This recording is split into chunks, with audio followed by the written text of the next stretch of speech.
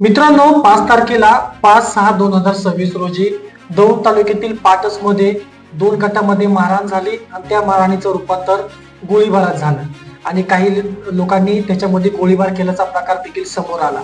या गोळीबाराच्या प्रकारानंतर त्याचे सीसीटीव्ही फुटेज देखील समोर आले आणि त्या सीसीटीव्ही फुटेजमध्ये स्पष्ट दिसत होतं की कशा पद्धतीनं त्या ठिकाणी फायरिंग झाली.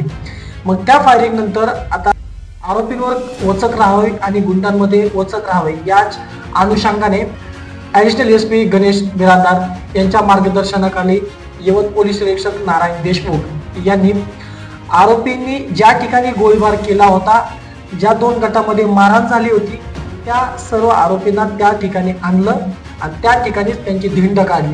धिंड अर्थातच त्यांना त्या परिसरामध्ये फिरवण्यात आलं. त्या परिसरामध्ये त्यांना चालत फिरवण्यात आलं त्यांच्या, कारण भविष्यामध्ये अशा प्रकारच्या घटना घडू नये, भविष्यामध्ये आरोपींनी, कोणताही आरोपी असेल, त्यांनी अशा पद्धतीचं कृत्य करू नये याच अनुषंगाने त्या ठिकाणी त्या सर्व जे आरोपी ताब्यात घेतले होते त्या आरोपींना त्या परिसरामध्ये, पाटसच्या परिसरामध्ये ज्या ठिकाणी गोळीबार झाला त्या ठिकाणी त्यांना फिरवण्यात आलं.